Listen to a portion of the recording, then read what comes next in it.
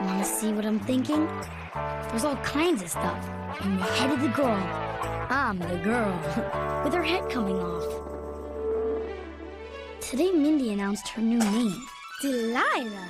She says it's her true inner name and that everyone has one. Later, we were going to buy new shoes, and I told my mom about the Mindy Delilah switch.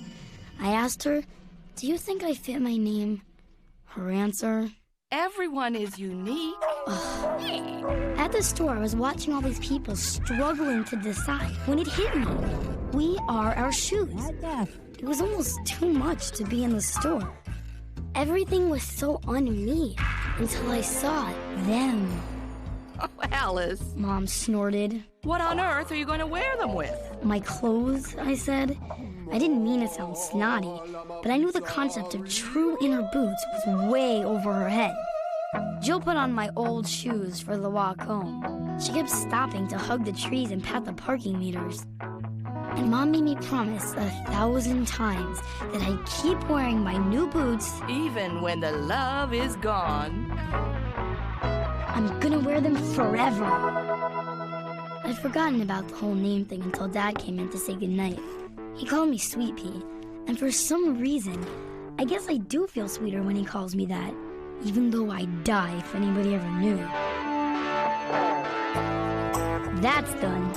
Now I can put my head back on. Psst, wanna see what I'm thinking? There's all kinds of stuff. In the head of the girl. I'm the girl. With her head coming off. Last night, Zoe died. The vet says an autopsy costs extra and you don't get the body back.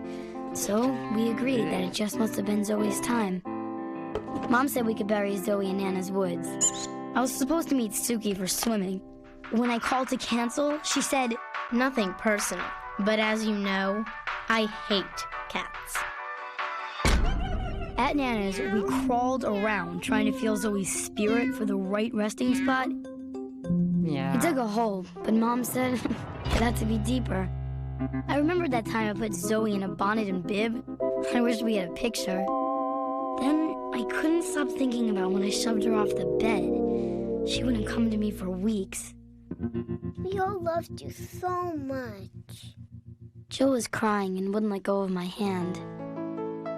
Inside, Nana told us how even though Grandpa was allergic to cats, Passion from next door always came up to him like he was a scratching post. That cat loved your grandfather. We love to see him suffer. All I can picture of Grandpa is the shape of his back in that funny plaid windbreaker. When it was time to leave, Jill wouldn't get in the car until we did the Hokey Pokey. One more time. Which she always said was Zoe's favorite song. That's done. Now I can put my head back on.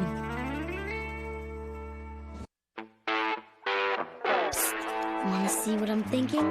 There's all kinds of stuff. In the head of the girl. I'm the girl. With her head coming off. Everyone knew the planetarium trip was supposed to be the best. The Galaxies of Wonder! Plus, Suki and I had a plan. We gave out these glow-in-the-dark stickers for everyone to put on somewhere hidden, so that when Suki did the signal, voila! The galaxy of our class! A big surprise for Mrs. Techner. Too bad Suki had to wreck everything with her meanness. We were online and Rita was wearing these crazy shorts she got visiting her dad in Florida. She was doing high kicks, and we were all smiling since usually Rita's so shy. Then, just as we were going inside, Suki said to Rita really loud, you know, Alice thinks you'd be almost pretty if you didn't have such fat knees. And how Rita looked at me, there was no way to even try to tell her I'd never seen anything like that. Inside, I sat in the back with Mrs. Techner. The fuzzy voice guy with the little arrow was saying how the stars we think we see at night could actually be dead by now. In front, I could see Billy and Jamal wrestling, Morgan and Charlotte passing notes. Suki was tossing her hair like Miss Queen of Stupid, and Rita, all shy again, kept going out to the bathroom every other minute. We stood in the back, and even though Suki never gave the signal, there it was, the galaxy of our class. It was nothing like the real sky at night. Dad had the radio on low and Jill was leaning against me, half asleep. And the moon followed along out the window. That's done. Now I can put my head back on. Psst, wanna see what I'm thinking? There's all kinds of stuff in the head of the girl. I'm the girl, with her head coming off. How come if you like a person, it's easy to make friends, but if you really like them, it gets so hard? I wish it could just be simple, like with my sister Jill and her new best friend Charlie. His name's Cousin Charlie. There's no way he's our cousin. And we have a new hobby. Ants! Look, the citizen ant has died. Now, its fellow citizens will work together to bring the body to the burial pile. Amazing, eh? But isn't it kind of sad?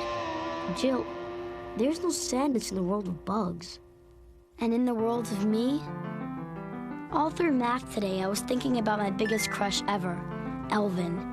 And then, just when I turned to look outside, it was perfect timing for him to go by. Look here, look here. Alice, look here. And he would have looked too, if it wasn't for Mr. Poot. And as if that wasn't torture enough, when it was finally time to go home, I almost fell over him on the steps. He was sitting with Sedona Hayes, of course. And why wouldn't he be with her? They are both the ultimate. Nice motorcycle. Cool. Nice hat.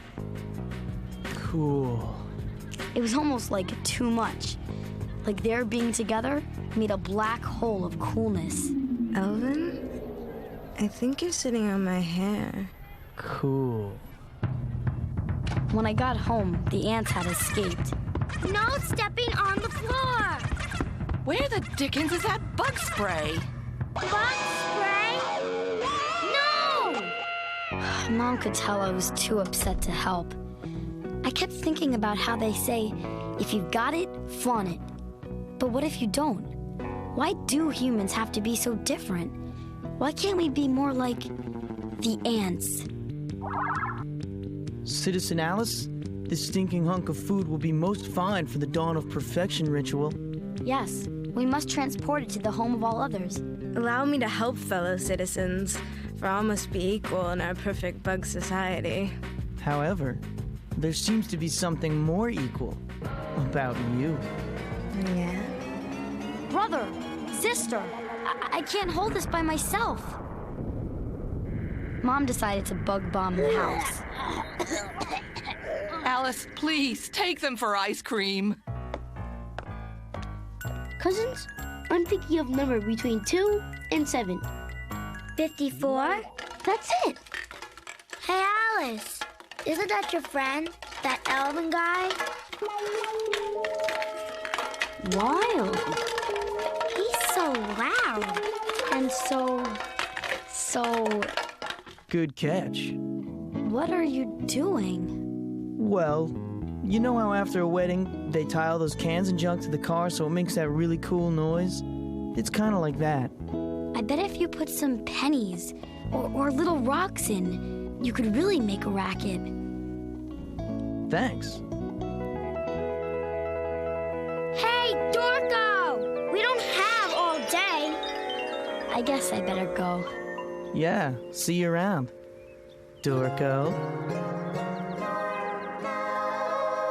After that, I just had to run.